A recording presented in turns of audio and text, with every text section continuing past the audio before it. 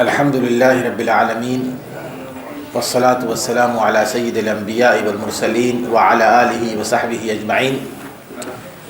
اعوذ باللہ من الشیطان الرجیم. بسم اللہ الرحمن الرحیم. ان الساعة لآتیۃ لا ریب فیہا ولکن اکثر الناس لا یؤمنون. وقال ربکم ادعونی استجب لکم ان الذین یستکبرون عن عبادتی سیدخلون جہنم داخرین. پچھلے درس سے ہم سورہ غافر یا سورہ المؤمن کی وہ آیات پڑھ رہے تھے کہ جس میں اللہ رب العزت نے اس مرد مومن کا ذکر فرمایا تھا جو فرعون کی قوم سے تھا اور جس نے موسیٰ علیہ السلام پر ایمان قبول کیا تھا، ایمان لایا تھا، اور پھر ایک عرصے تک اس نے اپنے ایمان کو چھپائے رکھا اور پھر آخر کار اس سے رہا نہیں گیا اور اس نے اپنے ایمان کا اظہار کر دیا. اور جب اظہار کیا تو اس نے ایک لمبی چوڑی وہاں پر تقریر کی تھی. وہ ساری کی ساری تقریر پچھلے درس میں آ چکی ہے. اس کے بعد اللہ تبارک و تعالیٰ یہ فرماتے ہیں کہ وَلَقَدْ آتَيْنَا مُوسَى الْهُدَى وَأَوْرَثْنَا بَنِي إِسْرَائِيلَ الْكِتَابَ هُدًى وَذِكْرَىٰ لِأُولِي الْأَلْبَابِ. اب اس کے بعد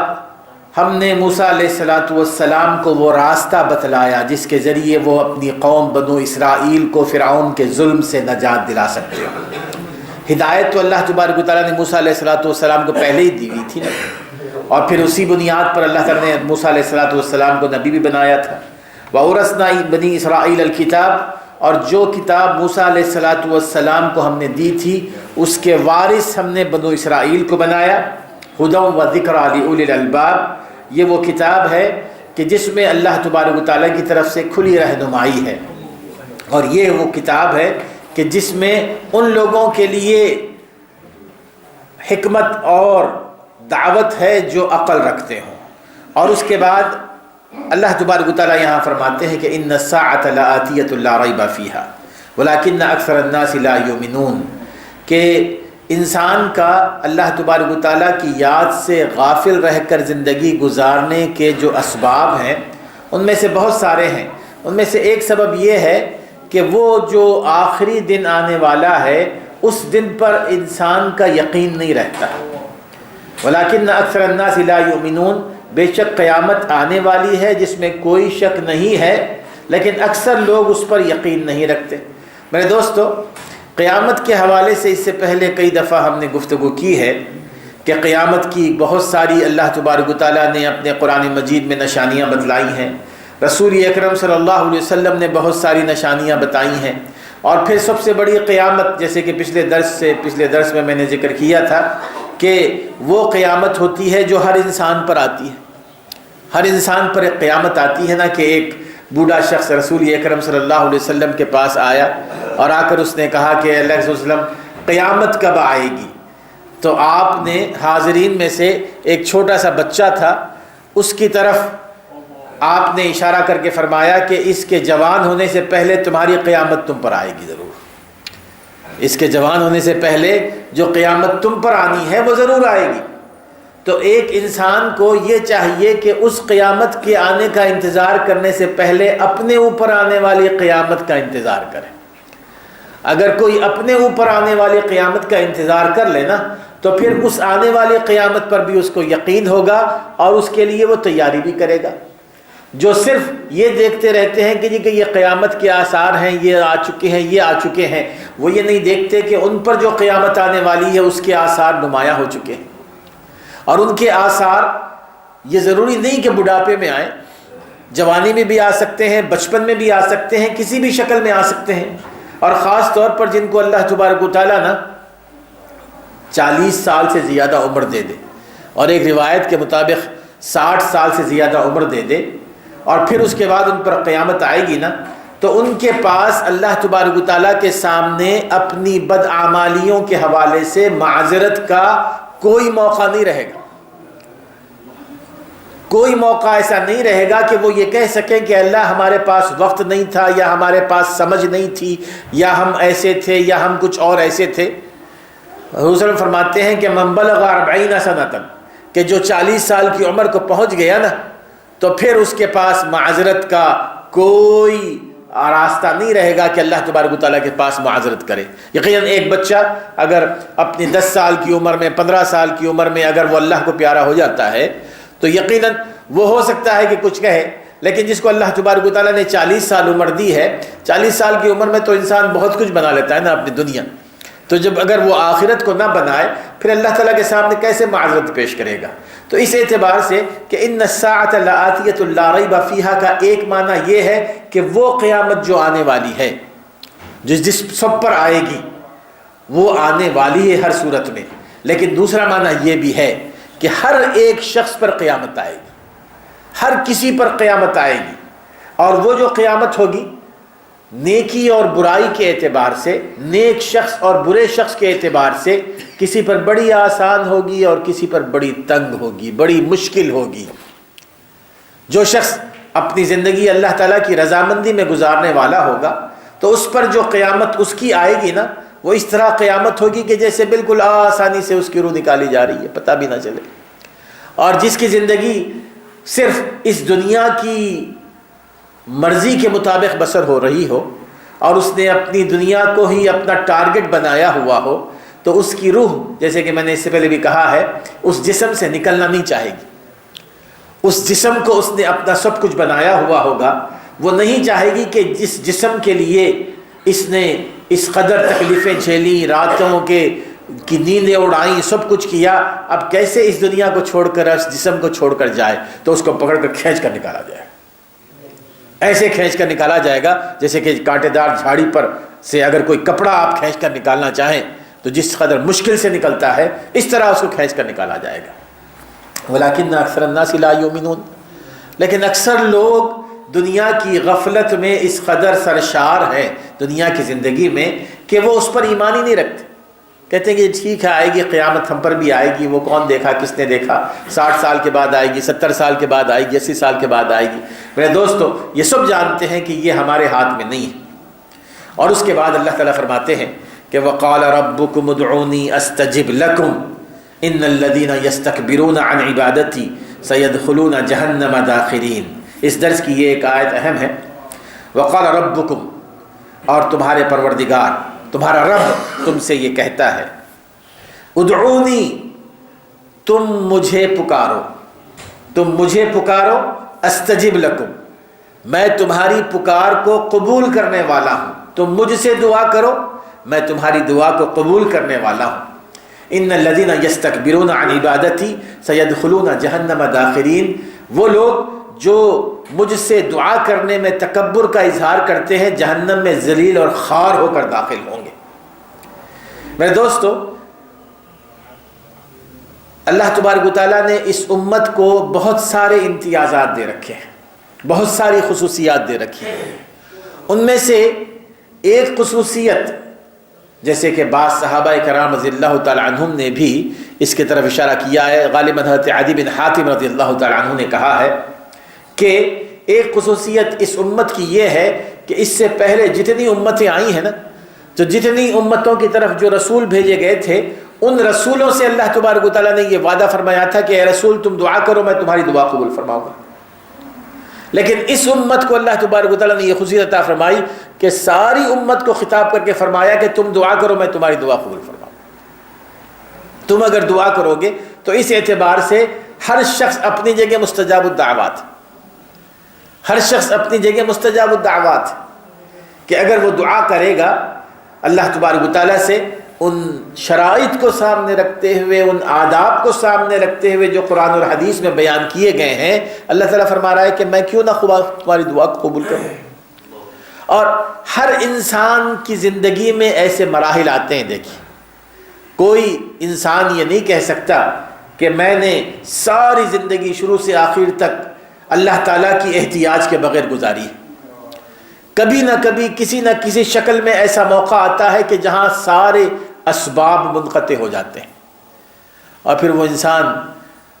محتاج ہو جاتا ہے اس ذات کی طرف راغب ہونے کا، اس ذات کو پکارنے کا کہ جو ہمیشہ اس کی اس بات کو سننے کے لیے تیار ہے وہ چپکے بھی پکارتا ہے، وہ تنہائی میں بھی پکارتا ہے، وہ خاموشی سے پکارتا ہے، دل ہی دل میں بھی پکارتا ہے۔ اب یہ وہ چیز ہے جو انسان کی فطرت میں شامل ہے نا، انسان کی فطرت میں شامل ہے، اور یہی سب سے بڑی چیز ہے میرے دوستو اللہ تبارک و تعالیٰ کی۔ یعنی عام طور پر جو ملحد قسم کے لوگ ہیں جو یہ کہتے ہیں کہ یہ کہاں دلیل ہے کہ اللہ تعالیٰ موجود ہے، تو انسان کی اندرونی جو پکار ہوتی ہے اور اس وقت ہوتی ہے جب کہ سارے اسباب منقطع ہو جاتے ہیں، تو اس وقت وہ اللہ تعالیٰ کو پکارتا ہے، تو یہی اس کی اپنی وہ پکار ہے جو اس کی اپنی فطرت میں شامل ہے۔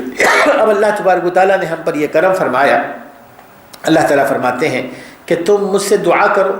تم مجھ سے دعا کرو، میں تمہاری دعاؤں کو قبول کرنے والا ہوں۔ احادیث میں جیسے کہ رسول اکرم صلی اللہ علیہ وسلم نے میرے دوستو، آپ نے اس آیت کی روشنی میں فرمایا کہ اللہ تبارک و تعالیٰ فرماتے ہیں کہ تم مجھے پکارو میں تمہاری دعا کو قبول کروں گا، تم مجھ سے دعا کرو۔ پھر اللہ تعالیٰ فرماتے ہیں کہ ان الذین یستکبرون عن عبادتی، کہ وہ لوگ جو میری عبادت سے کنارہ کشی کرتے ہیں یا تکبر کا اظہار کرتے ہیں۔ تو معنی یہ ہے کہ پہلے اللہ تعالیٰ نے فرمایا کہ تم مجھ سے دعا کرو، پھر اللہ تعالیٰ فرماتے ہیں کہ جو میری عبادت نہیں کرتے یا عبادت میں تکبر کرتے ہیں، کہ معنی تو یہ ہے کہ یہ دعا عبادت ہے۔ اس آیت سے یہ معلوم ہوتا ہے کہ دعا کا کرنا عبادت ہے، اور اس نے فرمایا کہ الدعاء هو العبادہ، کہ ایک بندہ جب اللہ تعالیٰ سے دعا کرتا ہے تو وہ اللہ تعالیٰ کی عبادت کرتا ہے۔ اور عبادت کس قسم کی؟ کہ سب سے پہلے آپ دیکھیے کہ جب بندہ اللہ تعالیٰ سے دعا کرتا ہے تو سب سے اہم ترین فائدہ جو اس کو ہوتا ہے وہ یہ کہ وہ اپنے دل سے، اپنی زبان سے، اپنے عمل سے اللہ تعالیٰ کی توحید کا اقرار کرتا ہے۔ جو اللہ تعالیٰ کو پکارتا ہے نا، اللہ تعالیٰ کی توحید کا اقرار کرتا ہے، بشرطے کہ اللہ تعالیٰ کے علاوہ کسی اور کو نہ پکارے۔ ایک شخص جو مسجد میں آ کر اللہ تعالیٰ سے بھی دعا کرے، پھر کسی دربار پہ بھی جا کے دعا کرنے لگے، حج بھی کرتا ہے، کسی دربار پہ وہ چڑھاوے بھی چڑھاتا ہے، تو یقیناً اس نے اللہ تعالیٰ کو نہیں پکارا ہے۔ اللہ تعالیٰ کو پکارنے والا وہی شخص ہے جو صرف اور صرف اللہ تعالیٰ کی ذات کو پکارے، اللہ تعالیٰ سے دعا کرے، اللہ تعالیٰ کے علاوہ کسی اور سے نہ دعا کرے۔ جو شخص اللہ تعالیٰ کے علاوہ کسی اور سے دعا کرے گا تو کیا وہ اللہ تعالیٰ کو راضی کرے گا؟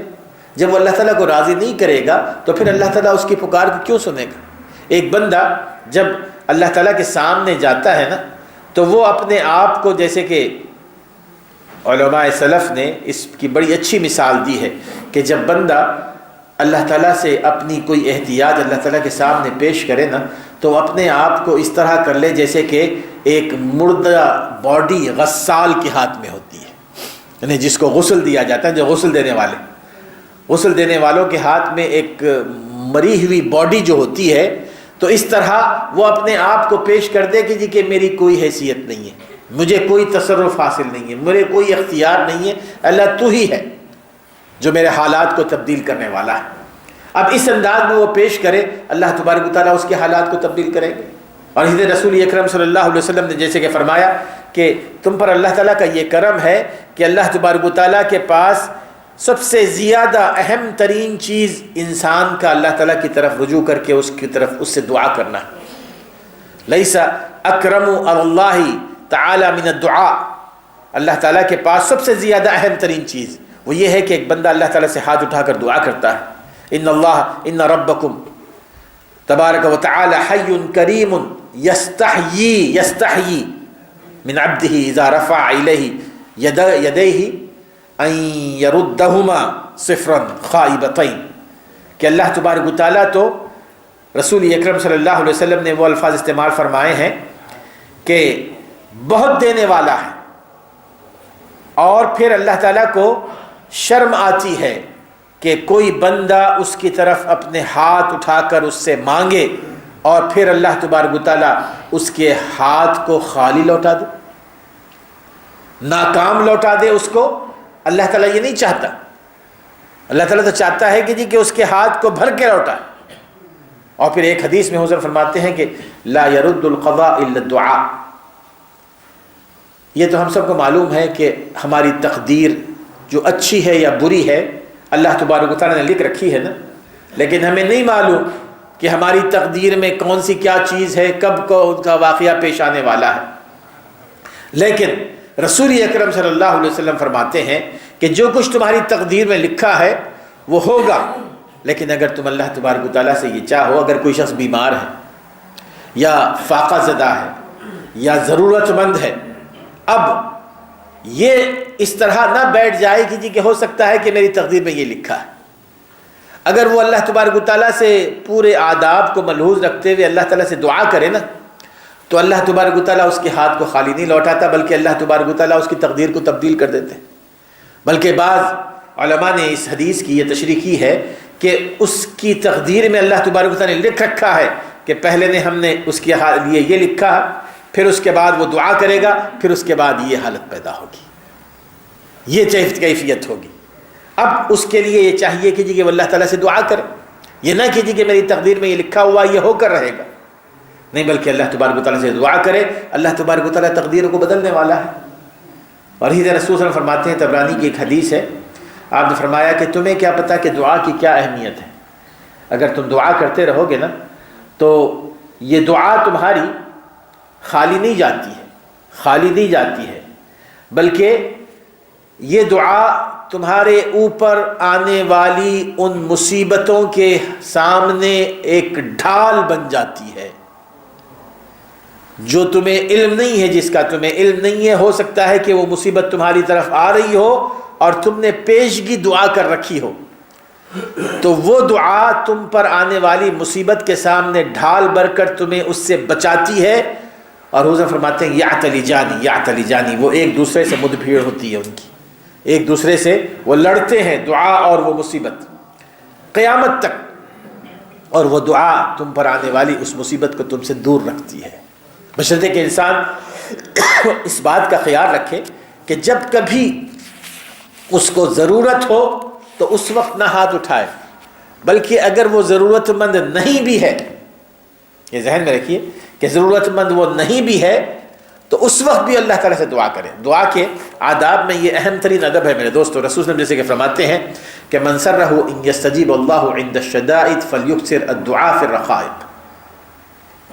کہ جس کو اس بات سے خوشی حاصل ہو کہ جب کبھی اس کی زندگی تنگ ہو جائے، اس پر مصیبتیں آ جائیں اور اللہ تعالیٰ اس کی دعا کو قبول فرمائے، تو اس کو چاہیے کہ کثرت سے اپنی اس حالت میں اللہ تعالیٰ سے مانگے جب کہ اس کو بظاہر کوئی ضرورت نہیں ہے، دعا کرتا رہے اللہ تعالیٰ سے عافیت کا سوال کرتا رہے، اللہ تعالیٰ سے ان تمام مصیبتوں سے بچاؤ کا سوال کرتا رہے جو اس پر نہیں آئی، اللہ تعالیٰ سے سکون کی دعا کرتا رہے، اللہ تعالیٰ سے ہر مصیبت کو رفع کرنے کی دعا کرتا رہے، تو اللہ تعالیٰ اس کے لیے وہ بناتے ہیں۔ ایک حدیث میں آپ فرماتے ہیں کہ تعرف الی اللہ فی الرخاء یعرفک فی الشدہ، اللہ تعالیٰ سے اپنے آپ کو جوڑے رکھو اس وقت جب کہ تمہاری زندگی بڑی آرام سے گزر رہی ہے، کوئی مصیبت نہیں ہے، اولاد ہے، نیک اولاد ہے، مال دولت ہے، سکون ہے، نیک بیوی ہے، نیک شوہر ہے، سب کچھ ہے، الحمدللہ سب کچھ آرام سے گزر رہا ہے، تو آپ کہیں گے جی کہ میں نے کیا دعا کرنی ہے، میں نے کیا سوال کرنا ہے؟ اللہ تعالیٰ کو میرے دوستو اس حالت میں کی جانے والی دعا بڑی پسند ہے۔ جو بندہ بالکل بے نیازی کی زندگی گزار رہا ہے لیکن اس کے باوجود اپنے ہاتھ اللہ تعالیٰ کی طرف اٹھاتا ہے، وہ بڑی دعا پسند ہے، یعرف کا فی الشدہ۔ اور پھر اللہ تبارک و تعالیٰ تم اگر اللہ تعالیٰ سے اپنے تعلق کو جوڑے رکھو گے اس وقت جب کہ تم خوشحال ہو، اللہ تعالیٰ جب تم بہت ہی بری حالت میں ہو، اللہ تعالیٰ تم سے اپنا تعلق جوڑے گا، تمہیں پہچانے گا، تم سے اپنا تعلق جوڑے رکھے گا۔ وہ حضرت یونس علیہ السلام کے حوالے سے جو دعا انہوں نے کی تھی مچھلی کے پیٹ میں، وہ واقعہ آپ نے کئی دفعہ سنا ہوگا کہ جب مچھلی کے پیٹ میں تاریکیوں کی عطا گہرائی میں انہوں نے جب اللہ تعالیٰ کو پکارا کہ لا الہ الا انت سبحانک انی کنت من الظالمین، بڑی پیاری دعا، لا الہ الا انت سبحانک انی کنت من الظالمین، کہ پہلے اپنی توحید کا اقرار، پھر اپنی غفلت اور اپنی کمزوریوں کا اعتراف، اور پھر اللہ تعالیٰ سے دعا کرنا لا الہ الا انت سبحانک انی کنت من الظالمین۔ تو اللہ تعالیٰ کو وہ دعا بڑی پسند آئی کہ جیسے کہ امام ابن کثیر نے اپنے تفسیر میں اس کی طرف لکھا ہے اس کے حوالے سے کہ اللہ تعالیٰ کے جو مقرب فرشتے ہیں نا، وہ اللہ تعالیٰ سے یہ سوال وہ کرتے ہیں کہ اللہ ہمیں کوئی ایسی آواز آ رہی ہے کہیں سے جس کو ہم نے کئی دفعہ سن رکھا ہے، کئی دفعہ ہم نے سنا ہے، یہ مانوس ہے ہم اس آواز سے، تو اللہ تعالیٰ فرماتے ہیں کہ تمہیں پتہ نہیں کہ یہ کس کی آواز ہے؟ یہ میرے بندے یونس کی آواز، جو ہمیشہ میری تسبیح بیان کرتا رہا ہے، جو ہمیشہ میری حمد بیان کرتا رہا ہے، جو ہمیشہ میرا ذکر کرتا رہا ہے، اور پھر آج وہ مصیبت میں ہے تو میں کیوں نہ اس کو اس کی مصیبت سے نجات دوں۔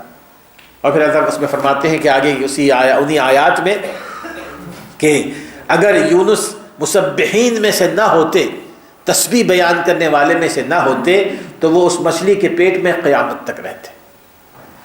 وہ اللہ تعالیٰ کی حمد و ثنا بیان کرنے والے تھے، اللہ تعالیٰ کا ذکر کرنے والے تھے، اس لیے اللہ تعالیٰ نے ان کو اس مصیبت سے نجات دے دی۔ تو سب سے پہلا ادب یہ ہونا چاہیے کہ دعا میں، کہ انسان دعا کے لیے صرف اسی وقت ہاتھ نہ اٹھائے جب کہ اس کو ضرورت ہو، بلکہ اس سے پہلے ہی اللہ تبارک و تعالیٰ سے وہ دعا مانگنا شروع کر دے، تو یہ ہوگا کہ اللہ تبارک و تعالیٰ اس کی دعاؤں کو قبول فرمائیں گے۔ اب جہاں تک تعلق ہے کہ دعاؤں کو اگر اللہ تعالیٰ سے ہم قبول کروانا چاہتے ہیں تو اس کے لیے کیا اسباب مہیا کرنے چاہیے، کون سے ایسے اسباب ہیں کہ جن کو اگر ہم کریں تو ہمیں یقین ہو کہ اللہ تعالیٰ ہماری دعاؤں کو قبول فرمائے گا۔ احادیث میں رسول اکرم صلی اللہ علیہ وسلم نے میرے دوستو بہت سارے ایسے اسباب بتائے، ان میں سے ایک اہم ترین سبب والدین کی فرما برداری۔ جو اولاد والدین کی فرما بردار ہوگی نا، والدین کو خوش رکھے گی، والدین کو راضی رکھے گی، والدین کو ناراض نہیں کرے گی، وہ اولاد اللہ تعالیٰ کے ہاں بہت محبوب ہے، اللہ تعالیٰ کے ہاں بہت محبوب ہے۔ اور ایسی اولاد کے لیے اللہ تبارک و تعالیٰ اس پر آنے والی ہر مصیبت کو، تمام اسباب نہ ہو پھر بھی اللہ تعالیٰ اس مصیبتوں کو ختم کر دیتا ہے، کوئی اسباب نہ ہو۔ جیسے وہ صحیح واقعہ جو عبداللہ ابن عمر رضی اللہ تعالیٰ عنہ کی حدیث صحیح بخاری اور مسلم میں جو آتا ہے کہ ان کی روایت سے کہ جو غار میں جو پھنس گئے تھے، اب آپ دیکھیے کہ اس واقعے کو بڑی اس میں عبرتیں ہیں ہمارے لیے، کہ ان میں سے ایک نے جو اللہ تبارک و تعالیٰ سے دعا کی، ان میں سے ایک نے یہ دعا کی کہ اللہ، میں نے اپنے والدین کی خدمت کو ایسا اپنے اوپر فرض کر لیا تھا کہ ایک دفعہ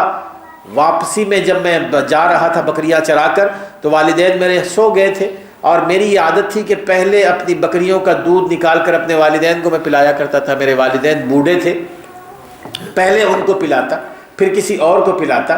اور اس دن وہ سو گئے تو میں دودھ نکال کر ان کے سرانے بیٹھا رہا۔ یہ بہت بڑی بات ہے میرے دوست، حضور صلی اللہ علیہ وسلم کی صحیح حدیث آتی ہے، یعنی یہ اللہ تبارک و تعالیٰ جس کو سعادت عطا فرمائے کہ جو والدین جو بوڑھے ہو چکے ہیں اور وہ ان کے لیے کھانا لے کر ان کے انتظار میں بیٹھا رہے، اور پھر وہ ان کو اٹھانے کی بھی تکلیف گوارا نہ کرے، اور یہ سوچتا رہے کہ جب وہ اٹھیں گے تو پھر میں ان کو کھانا کھلاؤں گا، یعنی یہ بہت بڑی بات ہے، یہ بہت بڑی قربانی کی بات ہوتی ہے کہ اب اس موقع پر میں ان کے سرانے بیٹھا رہا، میرے بچے رو رہے تھے، لیکن اس کے باوجود میں چاہ رہا تھا کہ میں اپنے والدین کو سب سے پہلے کھانا کھلاؤں، اور جب وہ اٹھے تو میں نے ان کو سب سے پہلے کھانا کھلایا، اور پھر میں کھایا اور میرے بچے کھائے۔ اللہ تجھے یہ میرا عمل محبوب ہے تو ہمیں اس مصیبت سے نجات دے۔ اللہ تبارک و تعالیٰ نے خود بخود اس چٹان کو تھوڑا سا سرکا دیا نا، وہاں سے وہ چٹان ہٹ گئی۔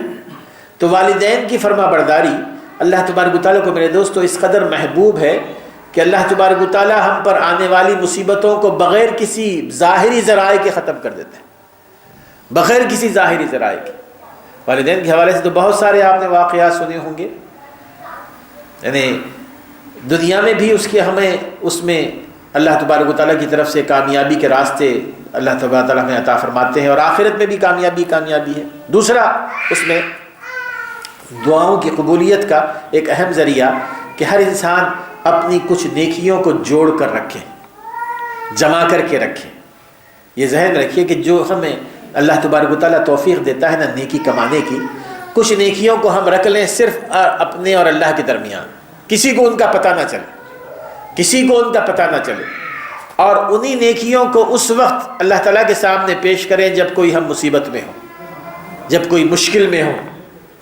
اور اللہ تعالیٰ کے سامنے پیش کر کے کہے کہ اللہ میں نے یہ نیکی تیرے لیے کی تھی، اگر تجھے یہ پسند ہے تو مجھے اس مصیبت سے نجات دے دے۔ اسی غار والے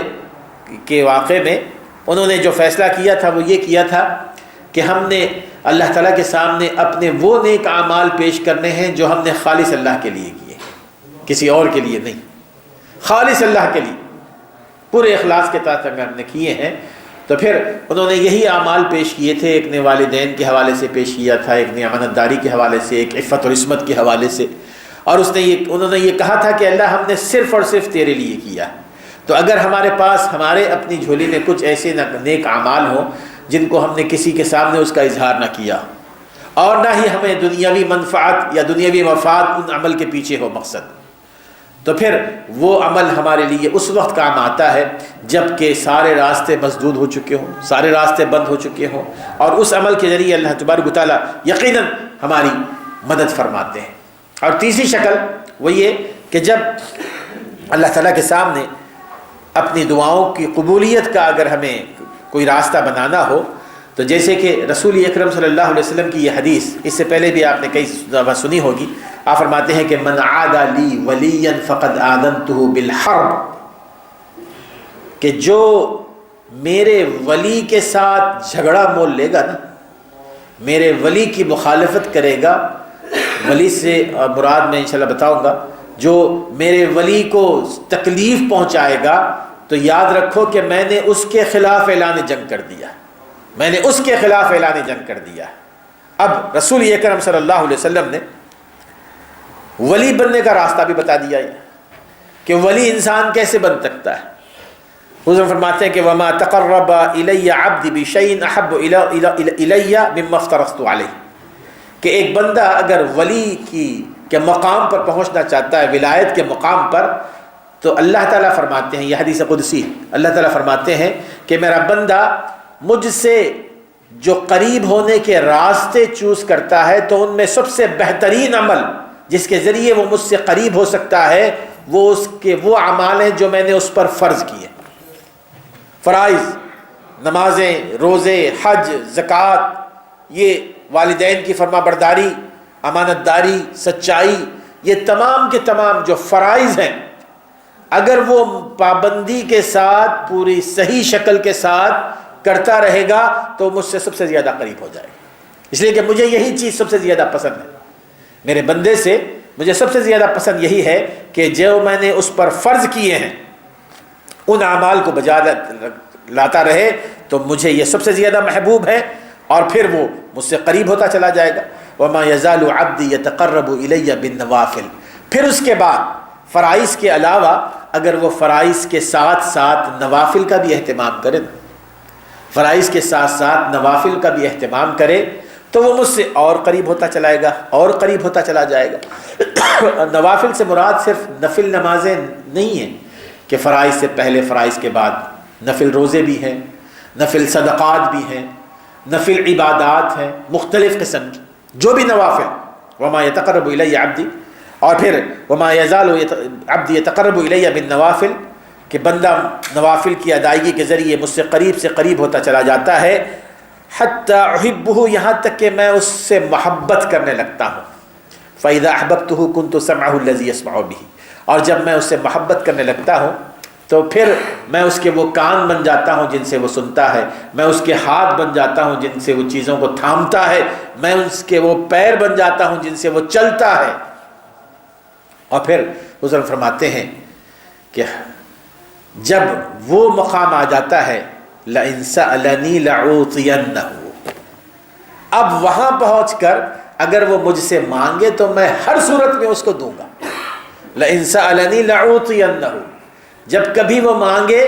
تو میں اس کو خالی ہاتھ نہیں لوٹاؤں گا، میں ضرور اس کو دوں گا۔ وَلَئِنِ اسْتَعَاذَنِي لَأُعِيذَنَّهُ، اور اگر وہ کسی دشمن سے، کسی مصیبت سے میری پناہ میں آنا چاہے، میں اس کو اپنی پناہ میں لے لوں گا۔ اس حدیث سے جو 2-3 باتوں کا پتہ چلتا ہے، سب سے پہلی چیز تو میرے دوستو، رسول اکرم صلی اللہ علیہ وسلم نے حدیث قدسی کی روشنی میں یہ واضح فرما دیا کہ ولی کون ہوتا ہے؟ جو فرائض پر عمل کرنے والا، چاہے وہ کسی آفس میں کام کرنے والا ہو، کہیں کھیتی باڑی کرنے والا ہو، کہیں وہ بلڈر ہو، کوئی بھی ہو، کسی بھی شکل میں، ضروری نہیں کہ جی کہ وہ ماشاءاللہ اس شکل و صورت سے اور وہ ان چیزوں سے معلوم ہو کہ جی کہ وہ اس نے دنیا چھوڑی ہوئی ہے، بلکہ ہر شخص اپنی جگہ ولی بن سکتا ہے بشرطے کہ وہ فرائض کی پابندی کرنے والا ہو۔ فرائض کے بعد اگر وہ مستجاب الدعوات ہونا چاہتا ہے تو نوافل کا اہتمام کرے۔ نوافل کا اہتمام کرے اس طرح کہ وہ اللہ تعالیٰ کا وہ بندہ بن جاتا ہے جن کو اللہ تعالیٰ محبت کرتے ہیں، اور جن سے اللہ تعالیٰ محبت کرتے ہیں وہ اللہ تعالیٰ کا ولی ہوتا ہے. اللہ تعالیٰ کا ولی وہی ہوتا ہے جن سے اللہ تعالیٰ محبت کرے، اور اس انداز میں کہ اللہ تعالیٰ اس کو اس مقام پر پہنچا دیتے ہیں کہ اپنے کانوں سے، اپنی نگاہوں سے، اپنے ہاتھوں سے، اپنے پیروں سے وہ ہر وہ کام کرتا ہے جو اللہ تعالیٰ کی مرضی کے مطابق، ہر اس کام سے بچتا ہے جس سے اللہ تعالیٰ ناراض ہوتے ہیں. اور پھر جب اس مقام پہ پہنچ جائے تو پھر وہ جب بھی مجھ سے مانگے گا میں اس کو ضرور دوں گا، میں اس کو ضرور دوں گا. اب یہ وہ مقام ہوتا ہے کہ جس میں ایک انسان اپنے آپ اپنا خود جائزہ لے سکتا ہے کہ کہاں تک وہ اس مقام کو پہنچا ہے. اگر وہ اس مقام کو پہنچا ہے تو اللہ تبارک و تعالیٰ ضرور اس کو دیں گے. تو یہ تین ظاہری اسباب ہوتے ہیں کہ اگر ہم یہ چاہیں کہ اللہ تبارک و تعالیٰ سے کچھ مانگے اور اللہ تعالیٰ ہمیں دے تو اللہ تعالیٰ ضرور دیتے ہیں. پھر اسی طرح احادیث میں رسول اکرم صلی اللہ علیہ وسلم نے میرے دوستو کچھ اس کے جو اوقات بتائے ہیں، اسی طرح کچھ مقامات بتائے ہیں. کئی دفعہ آپ نے سنے ہوں گے، لیکن ان میں سے ایک دو اوقات کا ذہن میں رکھیے کہ رسول اکرم صلی اللہ علیہ وسلم نے جیسے کہ فرمایا ہے کہ وہ وقت بڑا اہم ہوتا ہے جو صبح صادق سے پہلے کا ہوتا ہے، فجر سے پہلے کا، سحر کا وقت. سحر کا وقت یہ وہ وقت ہوتا ہے کہ جس میں اللہ تبارک و تعالیٰ نے ان لوگوں کو متقی قرار دیا ہے اور ان لوگوں کی تعریفی انداز میں ان کا ذکر فرمایا. کانوا قلیلا من اللیل ما یہجعون وبالاسحار هم یستغفرون. یہ وہ میرے بندے ہیں جو راتوں میں بہت کم سوتے ہیں اور جب صبح ہونے والی ہوتی ہے تو صبح سے پہلے وہ مجھ سے اپنے گناہوں کی مغفرت طلب کرتے ہیں. یہ تعریفی انداز میں اللہ تعالیٰ نے کا ذکر کیا. تو یہ وہ وقت ہوتا ہے جو اللہ تبارک و تعالیٰ ہماری دعاؤں کو سنتے ہیں. وسلم فرماتے ہیں کہ جیسے صحیح حدیث میں آتا ہے کہ جی کہ ینزل ربنا تبارک و تعالی کل لیلۃ الی السماء الدنیا، کہ ہمارا رب ہر رات سماء دنیا پر نزول فرماتا ہے. حین یبقى ثلث اللیل الآخر، جبکہ رات کا آخری تہائی حصہ جو ہوتا ہے نا وہ تھوڑا باقی رہ جاتا ہے. اور اللہ تعالیٰ فرماتے ہیں کہ من یدعونی فاستجیب لہ، ہے کوئی جو مجھ سے دعا کرے میں اس کی دعا کو قبول کروں. من یسألنی فاعطینہ، ہے کوئی جو مجھ سے مانگے اور میں اس کی مانگ کو پوری کروں. ہے کوئی جو اپنی گناہوں کی مغفرت چاہے اور میں اس کو معاف کر دوں. جب اللہ تبارک و تعالیٰ خود آفر کر رہے ہیں اس وقت کا، تو پھر ہمیں کیا پڑی ہے کہ جی کہ ہم نہ مانگیں. اب رہ گیا مسئلہ کہ جی کہ اس وقت اٹھنا اور اس کے لیے باقاعدہ اہتمام کرنا. بعض اللہ تبارک و تعالیٰ کے بندے اللہ تعالیٰ ان کو توفیق دے دیتا ہے، وہ کرتے ہیں. بعض لوگ وہ فجر کے وقت اٹھتے ہیں. لیکن کبھی کبھار آپ نے دیکھا ہوگا کہ ایسے ہوتا ہے کبھی ہماری آنکھ کھل جاتی ہے، آنکھ کھل جاتی ہے کسی وجہ سے، سردی سے، گرمی سے یا کسی اور وجہ سے. تو یہ ضروری نہیں ہوتا ہے، جیسے کہ سلف صالحین نے یہ کہا ہے نا کہ جی کہ باقاعدہ آپ ماشاءاللہ جائیں وضو کریں اور 2 رکعت نماز پڑھیں. اگر یہ کر لیں تو بہت اچھی بات ہے. اور اگر کسی کے اندر یہ اتنا موقع نہیں ہے، اتنی ہمت نہیں ہے، تو وہ اپنے بیڈ پر لیٹے لیٹے اللہ تعالیٰ سے دعا کر لے. اپنے بیڈ پر لیٹے لیٹے ہی وہ وقت ایسا ہوتا ہے کہ اللہ تعالیٰ سے دعاؤں میں اپنے آپ کو مشغول کر لے. ہو سکتا ہے کہ انہی دعاؤں میں اس کی آنکھ لگ جائے. اگر وہ نہیں اٹھ سکتا، اگر اٹھ کر وہ وضو کر لے اور 2 رکعت نماز پڑھ لے تو بہت اچھی بات ہے. اور اگر نہیں پڑھ سکتا تو اس وقت کو بجائے اس کے کہ وہ مختلف قسم کے پریشان خیالوں میں اپنے آپ کو گزار لے، اس وقت اللہ تعالیٰ کی طرف رجوع کرے، اللہ تعالیٰ سے دعائیں کرے، عربی میں ہو یا اردو میں ہو یا پنجابی میں ہو. اللہ تبارک و تعالیٰ ان دعاؤں کو قبول فرماتے ہیں. اور پھر اسی طرح رسول اکرم صلی اللہ علیہ وسلم نے جمعہ کا وقت ذکر فرمایا ہے کہ جمعہ کا دن ایسا دن ہوتا ہے کہ جس میں اللہ تبارک و تعالیٰ ضرور بندے کی دعا قبول فرماتے ہیں کہ فیہ ساعۃ لا یوافقها عبد مسلم قائم یصلی یسأل اللہ تعالیٰ شیئا الا عطاہ ایاہ واشار بیدہ، کہ جمعے کے دن ایک ایسا وقت ہوتا ہے کہ جب بندہ اللہ تبارک و تعالیٰ سے دعا کرے نا، چاہے وہ نماز کی حالت میں ہو چاہے وہ غیر نماز کی حالت میں ہو، اللہ تبارک و تعالیٰ ضرور اس کو عطا فرماتے ہیں. اب جمعہ کے دن وہ کون سا وقت ہے، مختلف روایات آتی ہیں اس میں، لیکن ان میں سے جو اہم ترین جو وقت، جیسے کہ حدیث میں صحیح حدیث میں آتا ہے کہ عصر کی نماز کے بعد سے لے کے غروب شمس تک، عصر سے لے کر مغرب کے درمیان کا جو وقت ہے جمعہ کا، وہ وقت ایسا ہے کہ جس میں اللہ تبارک و تعالیٰ بندے کی دعاؤں کو قبول فرماتے ہیں، جمعہ کے دن، پھر اسی طرح سجدے کی حالت میں ہے، اسی طرح نماز کی حالت میں ہے، اور خاص طور پر نماز کے بالکل آخری حالت میں، یعنی آخری جو تشہد ہوتا ہے اس میں جو دعائیں کی جاتی ہیں اللہ تبارک و تعالیٰ ان کو قبول فرماتے ہیں۔ اور اسی طرح سجدے کی حالت میں، سجدے کی حالت میں جو نماز کی حالت میں ہم جو سجدے میں رہتے ہیں نا، تو حضور فرماتے ہیں کہ تم نے رکوع میں اللہ تعالیٰ کی عظمت بیان کرنی ہے، اور سجدے میں تم نے اللہ تعالیٰ سے دعا کرنی ہے، کیونکہ اللہ تبارک و تعالیٰ سجدے میں کی جانے والی دعاؤں کو قبول فرماتے ہیں، اور بندہ اللہ تعالیٰ سے قریب ہوتا ہے اس وقت جب سجدے کی حالت میں ہوتا ہے۔ تو اب ایک تو وہ سجدہ ہوتا ہے جو ہم نماز میں کرتے ہیں، تو ہمیں جو چاہیے کہ نماز کی حالت میں جو سجدہ کیا جاتا ہے ان میں جو دعائیں کی جائیں وہ دعائیں رسول صلی اللہ علیہ وسلم سے ثابت، رسول صلی اللہ علیہ وسلم سے ثابت بہت ساری دعائیں ہیں، آپ ان کو کریں۔ اور اگر آپ نماز کے علاوہ اللہ تعالیٰ سے دعا کرنا چاہتے ہیں اور سجدے کی حالت میں جا کر کرنا چاہتے ہیں تو اس میں بھی کر سکتے ہیں، لیکن آپ اس میں